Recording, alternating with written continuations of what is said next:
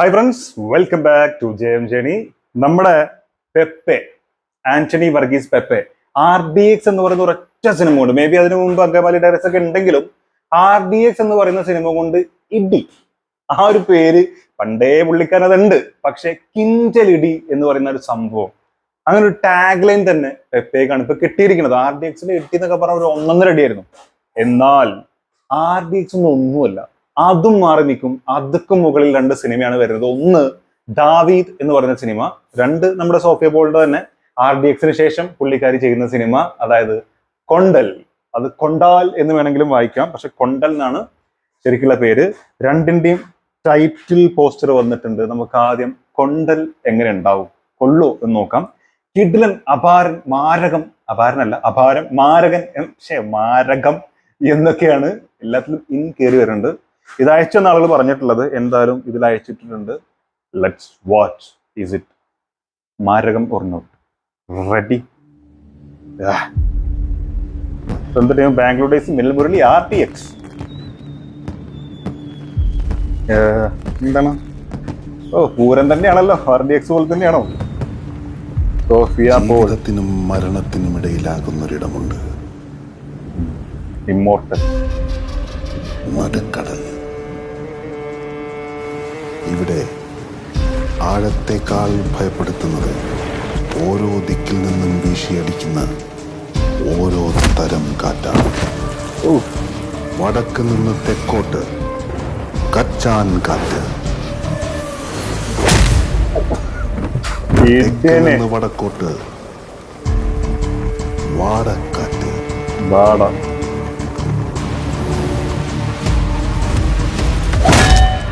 നിന്ന് പടിഞ്ഞാറേക്ക് കോടക്കാറ്റ്. കോട കാറ്റ് തിരിച്ചടിക്കാൻ അധിക നേരം വേണ്ട.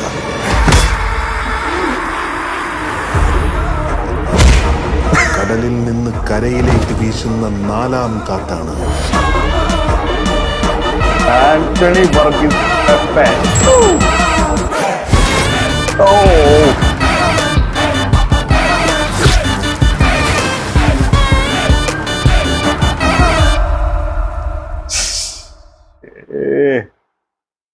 കൊണ്ടൽ എന്നാണ് പേര്. കറക്റ്റ് കൊണ്ടൽ എന്നാണ് വരുന്നത്. ഇത് ആന്റണി വർഗീസ് പെപ്പെ. അങ്ങനെ കുറെ ആളുകളുണ്ട്. പിന്നെ ആരാണ് ഇതിലുള്ളത്? രാജ്ബി ഷെട്ടി ഉണ്ട് കേട്ടോ. രാജ്ബി ഷെട്ടി ഇതിലെ വില്ലനായിട്ട് മിക്കവാറും രാജ്ബി ഷെട്ടി അറിയാം. വില്ലനാവണമെന്ന് ഉറപ്പ് പറയാൻ പറ്റില്ല. ഇവരുടെ ബോസ് പോലെയോ വേറെ എന്തെങ്കിലും ആയിരിക്കാം. എന്തായാലും രാജ്ബി ഷെട്ടി ഒരു പൊളിക്കും. ടെർബോയിൽ തന്നെ കിടിലൻ സാധനമായിരുന്നു. പക്ഷെ ടെർബോയിൽ എനിക്ക് എൻ്റെ അഭിപ്രായത്തിൽ അത്രമാത്രം പ്രാധാന്യമുള്ള ഒരു ക്യാരക്ടർ തോന്നിയില്ല. വേറെ ആൾ വേണമെങ്കിലും വരാമായിരുന്നു എന്നുള്ള രീതിയിൽ തോന്നി. പക്ഷെ പുള്ളിയുടെ സ്ക്രീൻ പ്രസൻസ് അത് വേറെ ലെവലാണ്. അതുകൊണ്ട് തന്നെ കൊണ്ടൽ എങ്ങനെ ഉണ്ടാവും നമുക്ക് കണ്ടറിയാം. അടിയോടടി, അതിനുള്ള പേരും അടി.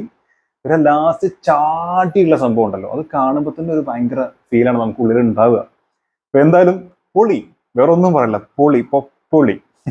അടുത്തത് ദാവീദാണ്. Daveed Govind Vishnu, John and Mary creations ഒക്കെയാണ്. എനിവേ അതും കൂടെ ഒന്ന് കണ്ടു നോക്കാം. Ready? Century Max, Panorama, Abi Alex Abraham, Tom Joseph. എന്താ Baahubali?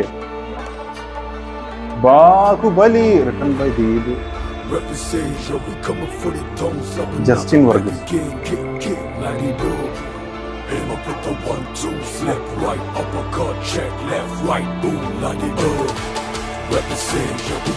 സാലുക്കെ Thomas, Noble super, boxing.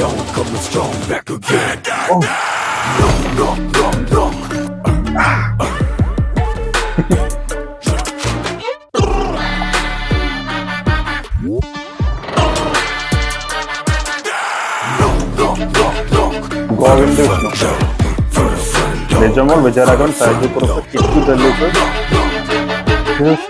Muhammad.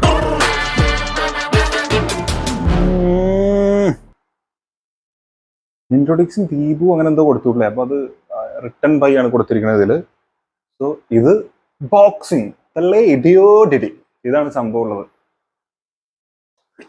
അതോടെ എനിവേ 2ഉം അടിപ്പടം. ഒന്നാമത് ഇതെന്റെ പേഴ്സണൽ ഒപ്പീനിയൻ ആണ്. ഞാനും അതിൽ കയറി മാന്താൻ നിൽക്കരുത്.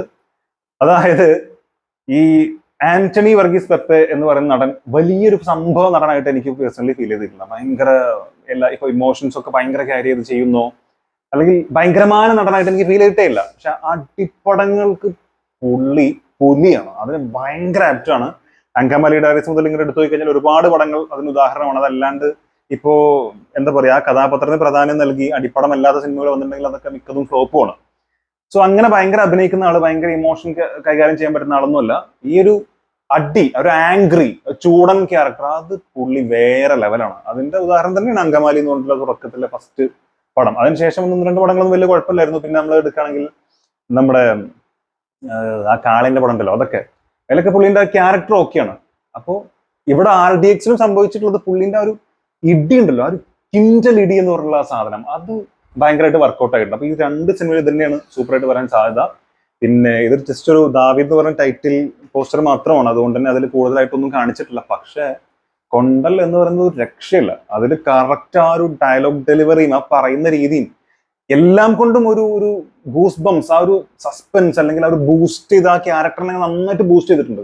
അത് കറക്റ്റ് ആയിട്ട് 1 മിനിറ്റ് വീഡിയോയിൽ പോലും നമുക്ക് വർക്കൗട്ട് ആയിട്ടുണ്ടെങ്കിൽ സിനിമയിൽ അതൊരു പൊള്ളപ്പൻ പരിപാടി ആയിരിക്കും. എന്തായാലും എനിക്ക് പേഴ്സണലി കുറച്ചും കൂടി കൂടുതൽ ഇഷ്ടമായത്, രണ്ടും പൊളിയാണെങ്കിലും കൂടുതൽ പ്രതീക്ഷ തോന്നുന്നത് കൊണ്ടൽ എന്ന് പറഞ്ഞുള്ള സാധനത്തിലാണ്. അതൊരു വല്ലാത്ത പൊള്ളലായിരിക്കും.